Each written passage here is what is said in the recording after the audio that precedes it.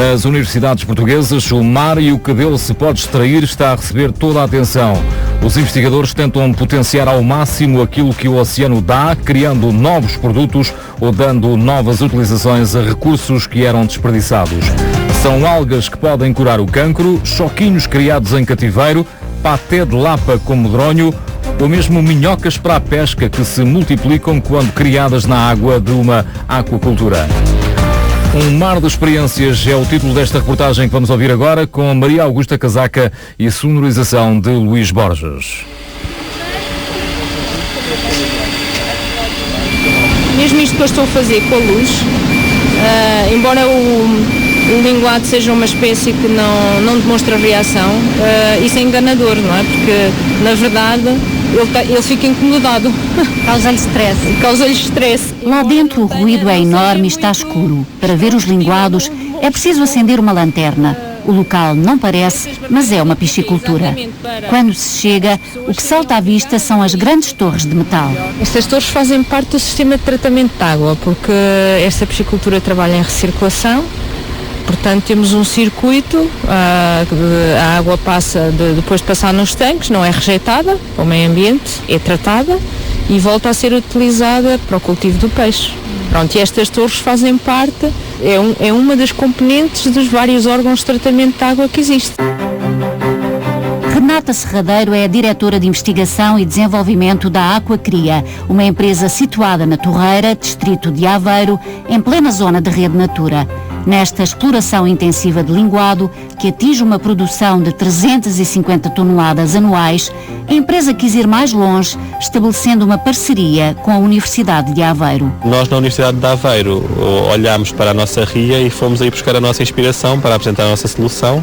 Então temos parte desse efluente a ser canalizado para tanques onde temos minhocas, que degradam parte dessas matérias que existem no efluente e, por sua vez, depois a água flui para tanques onde temos plantas halófitas, plantas que toleram a salinidade e que vivem nos sapais da Ria de Aveiro e que, no fundo, completam o trabalho e a água à saída tem uma carga orgânica muito mais reduzida do que tinha quando iniciou todo este processo de tratamento. Aqui, no último elo da cadeia, os linguados dão origem a minhocas e a plantas. Confuso? Ora, vamos lá explicar por partes. A equipa de Ricardo Calado, investigador do Departamento de Biologia da Universidade de Aveiro, tenta reaproveitar tudo o que sai da água da piscicultura para criar outros organismos.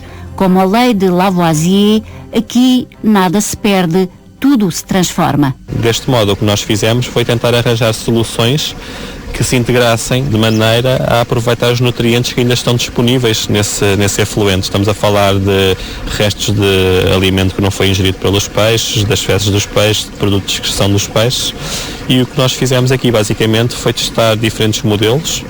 Um deles, que está aqui em funcionamento, visa aproveitar esses nutrientes para a produção de microalgas, que por sua vez poderão ser utilizadas para alimentar bivalves, que está a ser desenvolvido por uma outra empresa parceira do projeto, que é a empresa Aqualgai. Mas também, através destes nutrientes, criar minhocas.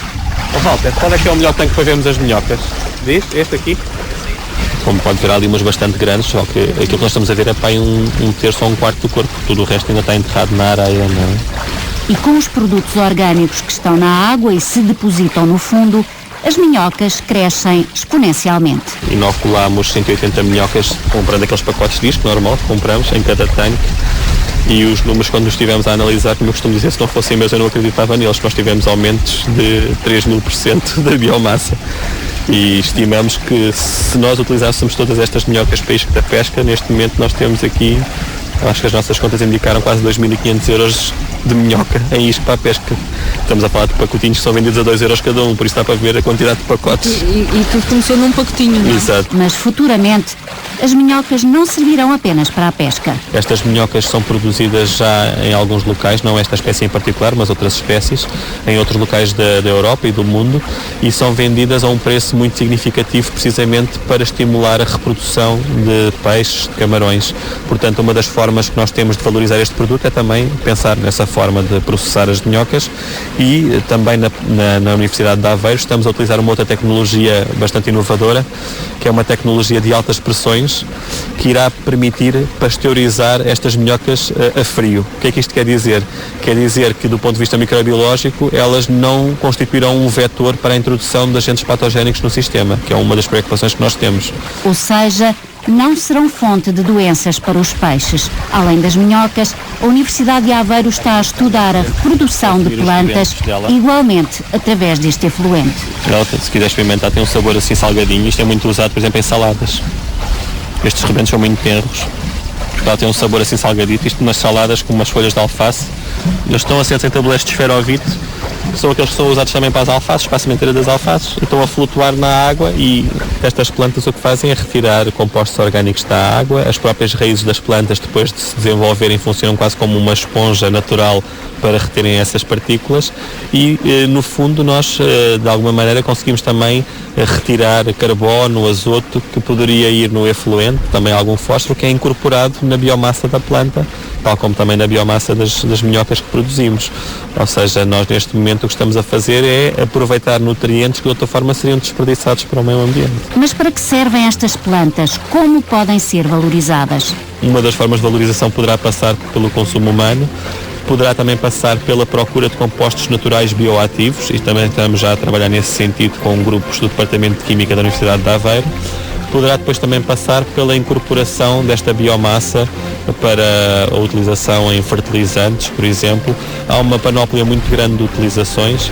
Através deste processo, a água que sai com uma cor leitosa do efluente torna-se cristalina. Ganha o ambiente, ganha a empresa, que pode ir buscar outras fontes de rendimento. Uma parceria que a Universidade de Aveiro vê com bons olhos. Para nós, enquanto academia, é muito mais fácil trabalhar sobre um problema concreto do que quando estamos a trabalhar, digamos que em abstrato.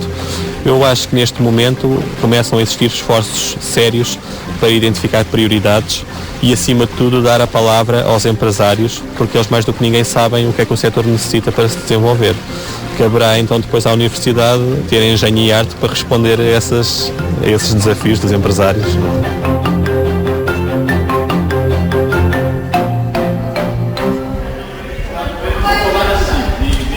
De norte a sul do país, as universidades estão envolvidas em investigação ligada ao mar.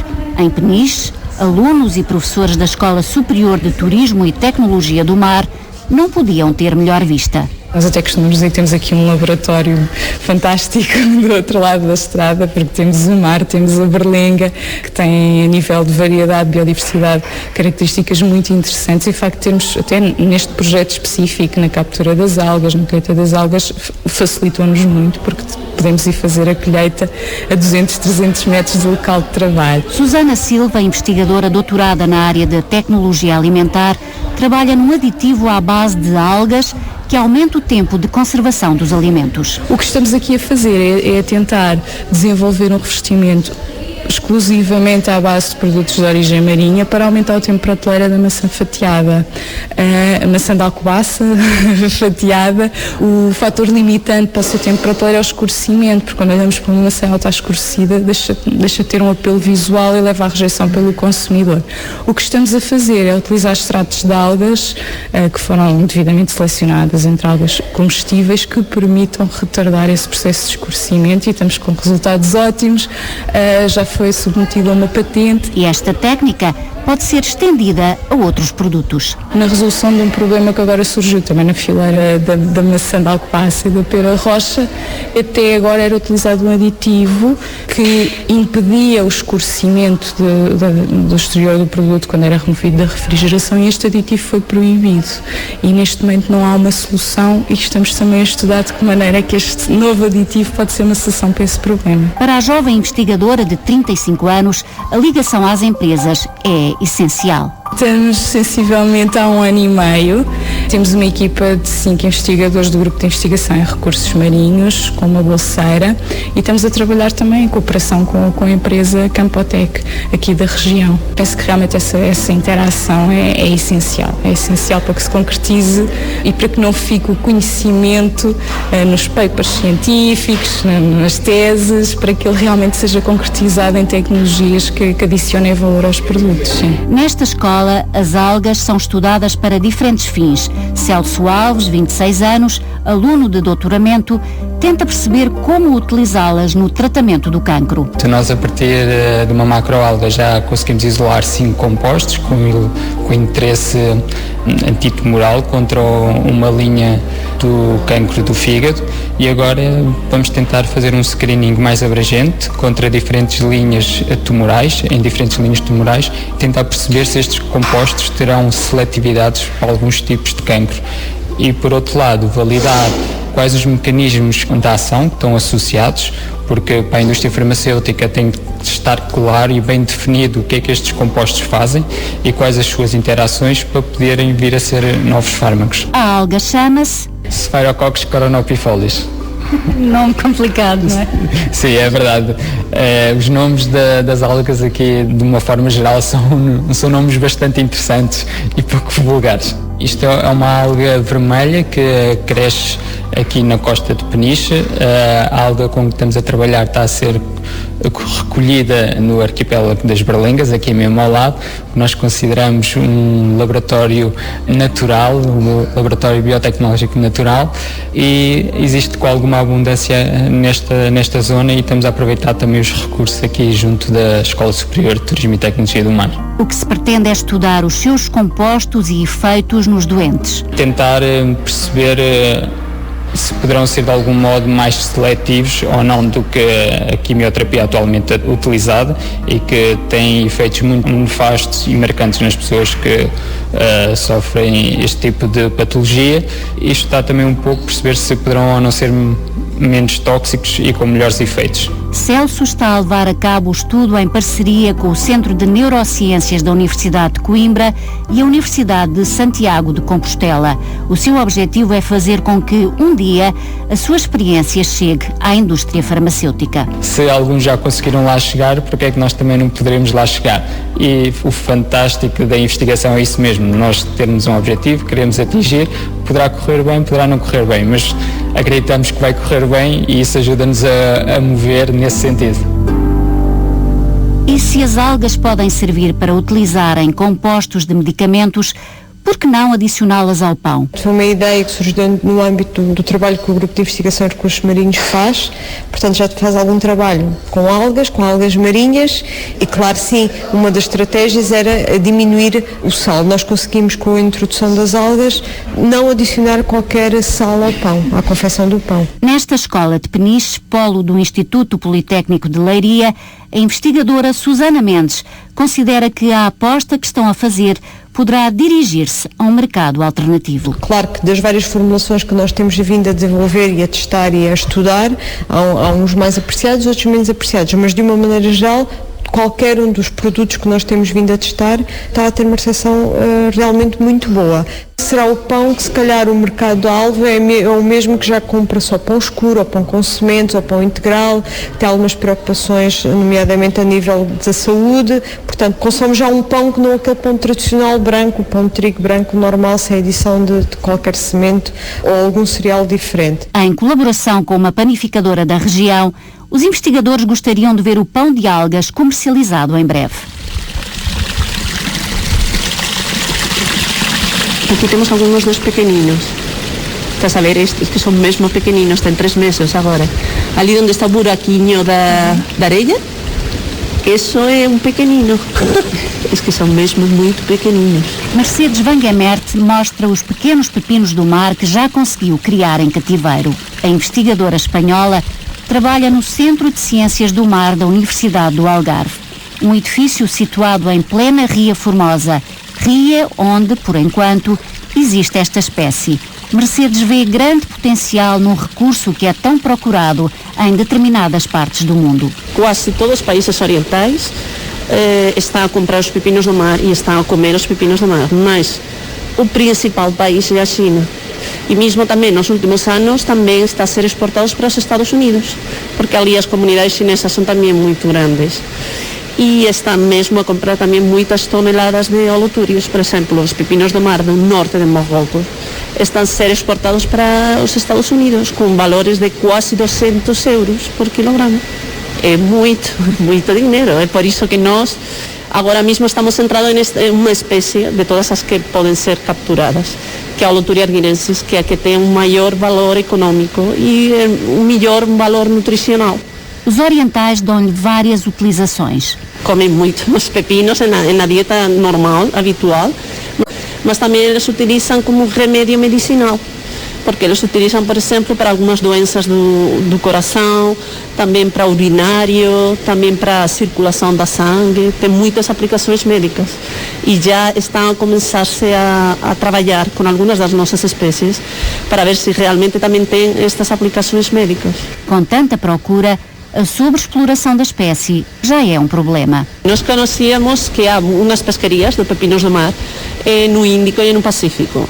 E ali estão a ser sobreexplotadas as populações. As pescas são muito fortes. Então, o principal mercado são os chineses. E os chineses, quando terminaram de capturar as espécies nestas áreas, começaram a tentar capturar no Mediterrâneo e na parte oriental do Atlântico. Como consequência, começaram a desaparecer algumas populações. Por exemplo, na Turquia chegaram a capturar quase 1 milhão de indivíduos ao dia.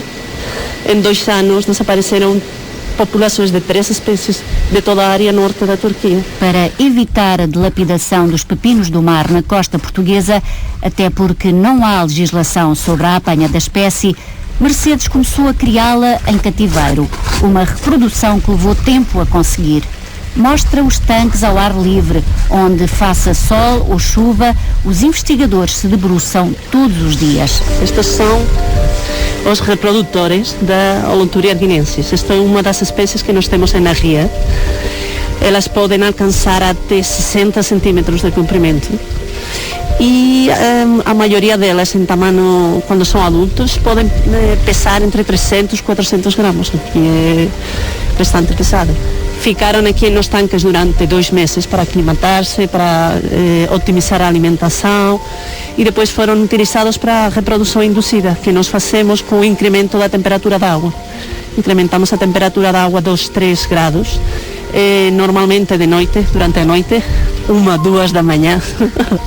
E então os machos liberam todo o esperma, depois as fêmeas aos 40 minutos tal. Então já começamos a retirar amostras de água para ver se já temos ovos fecundados. Quando temos ovos fecundados, filtramos toda a água, retiramos esses ovos fecundados e já fazemos o seguimento das larvas. Quando são juvenis, os pepinos do mar têm apenas meio centímetro. Para conseguir que vinguem, os investigadores passam noites sem dormir. Nós, por exemplo, sempre que fazemos as experiências da indução, da reprodução, temos que ficar aqui toda a noite.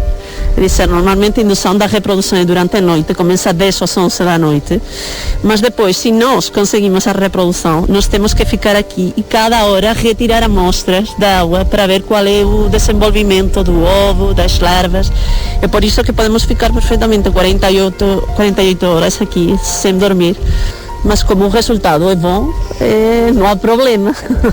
Conseguimos fazer. Esta espécie em particular, a Holoturia arguinensis, alimentada com uma dieta feita à base de ervas da própria ria, cresce a olhos vistos. Experimentamos dietas de alimentação com juveniles apanhados da ria e conseguimos, por exemplo, duplicar o peso em 1 mês, o que é brutal para a aquacultura, é conseguir uma taxa de crescimento muito rápida com uma alimentação especial, que isso também é importante para desenvolver a aquacultura desta espécie. Depois de vários anos de trabalho, a investigadora tem orgulho nos objetivos alcançados. Agora falta o salto em frente. Eu tenho realmente muita esperança que conseguimos, porque já é muita coisa. Nós fomos os primeiros de toda a Europa a conseguir a reprodução desta espécie induzida e a conseguir ter os juvenis.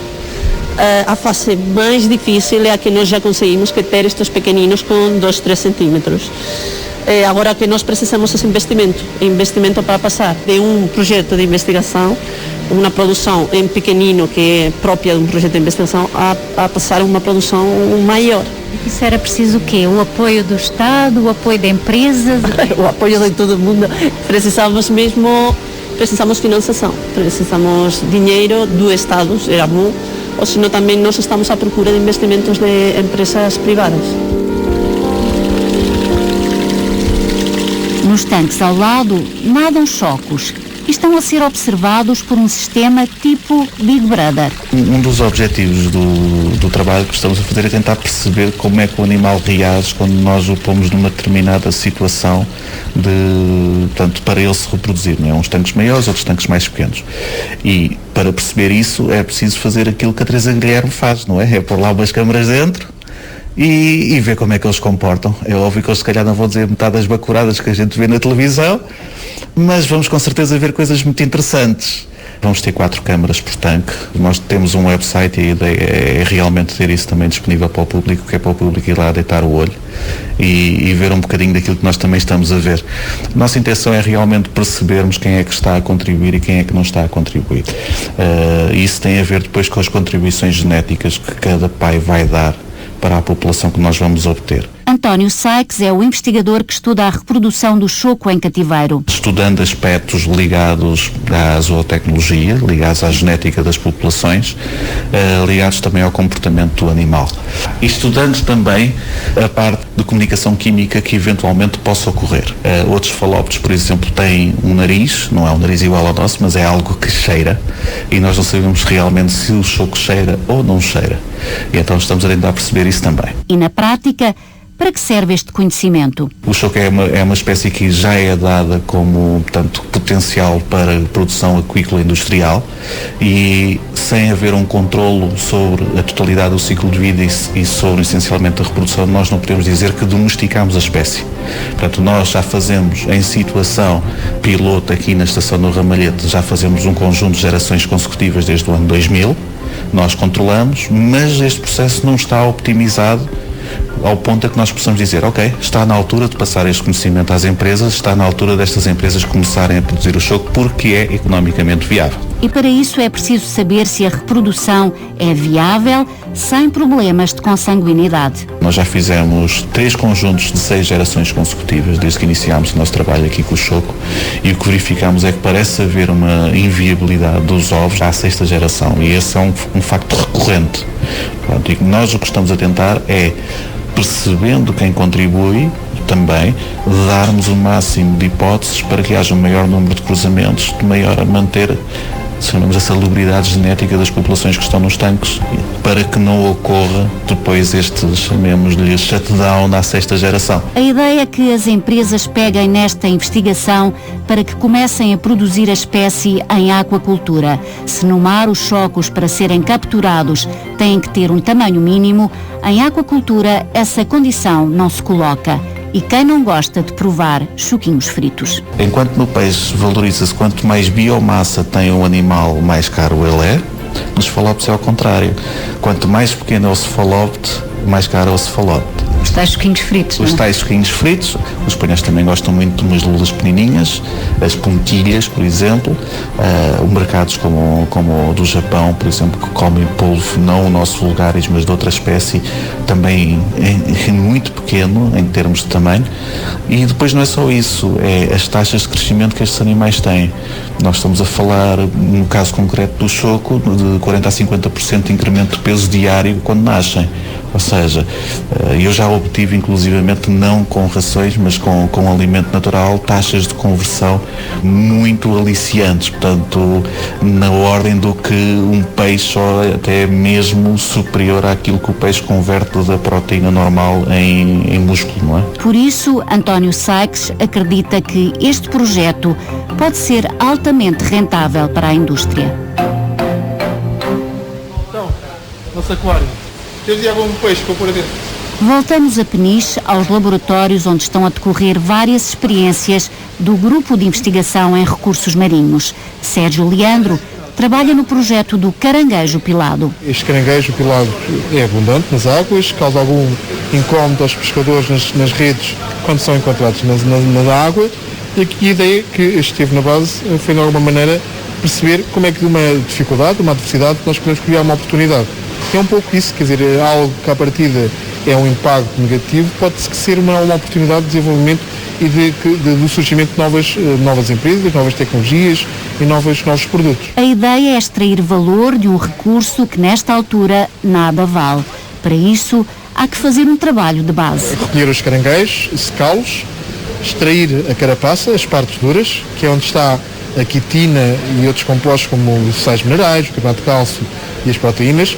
Nós o que temos que, na prática, fazer é eliminar a parte inorgânica, os sais minerais, as proteínas, e para que tenhamos a tal quitina. A quitina depois, que é extraída das carapaças, é transformada no tal biopolímero que é o quitosano, e é aqui que está o valor. O quitosano é habitualmente usado em produtos para emagrecimento, mas tem igualmente outras utilizações. Estamos a falar de pensos hemostáticos que, tendo por base as propriedades de biocompatibilidade do próprio polímero, não faz com que haja rejeições do próprio corpo a este elemento estranho que vamos colocar.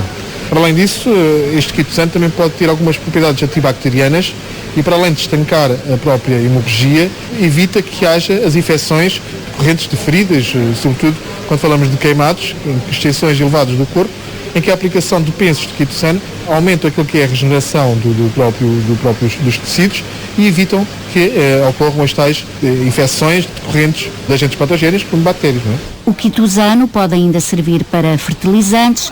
Queira a indústria ver aqui uma oportunidade. Este projeto envolve os produtores, a pesca, os pescadores, envolve a academia, a investigação ao nível da validação do processo e também a definição daquilo que possam ser as metodologias futuras, e envolve uma empresa nacional que já produz produtos à base do quitosano e vi neste projeto também com bastante interesse sob o ponto de vista do fornecimento da matéria-prima que andam à procura. Portanto, este é um projeto que, embora tenha nascido na academia, na parte científica, é um projeto que tem a ligação desde a produção, desde a captura, até à produção do produto final, que é o de produtos à base do quitosano. Se uma lapa se juntar a um fruto como o medronho, o que poderá surgir daqui? Mais-valia, portanto, no produto da lapa, no modo diferente de consumo, adicionamos os frutos vermelhos para ir buscar a função antioxidante dos frutos vermelhos, em substituição, portanto, da adição de antioxidantes sintéticos. O fruto vermelho que está a ser utilizado é o medronho, portanto, um fruto abundante em Portugal, nas nossas serras, que tem, portanto, está perfeitamente testado como antioxidante. Portanto, estamos agora, ao adicioná-lo ao patê, ver que mais-valias sensoriais também, para além das mais-valias de antioxidante. Além do patê de atum ou de sardinha, que já são comercializados, o investigador Rui Ganhão diz que pode muito bem um dia destes surgir este patê no mercado. Eu estou convencido que sim, no final de 2015, penso que poderá estar já em parceria com alguma empresa a desenvolver este produto. Portanto, ele está neste momento, como é uma tese de mestrado que está a apoiar este projeto, e estamos a fazer os testes necessários em termos de estabilidade do próprio patê. Para já, em laboratório, tentam criar lapas em cativeiro, de modo a garantir a sustentabilidade da captura da espécie. O intuito é tentar produzir e reproduzir a lapa em cativeiro, para que seja sustentável a produção de um produto transformado de lapa em alimento no futuro. Portanto, estamos aqui, portanto, como se pode ver, nestes aquários a testar essa situação, e em paralelo estamos, portanto, a desenvolver também o patê de lapa adicionado de frutos vermelhos.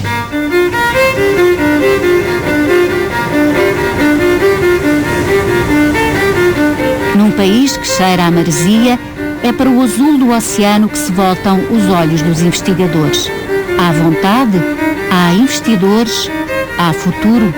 Eu acho que já começa a ser o presente, acho que já começa a ser, acho que ou é um futuro muito próximo, ou é algo que fala-se muito do potencial do mar, e muita gente pergunta, então quando é que se concretiza esse potencial? Mas eu já vejo provas dessa concretização, não sei se sou algo parcial por trabalhar um pouco nesta área, mas já vejo provas, já temos algumas patentes submetidas na busca de novas fontes de alimentação, na valorização das algas marinhas.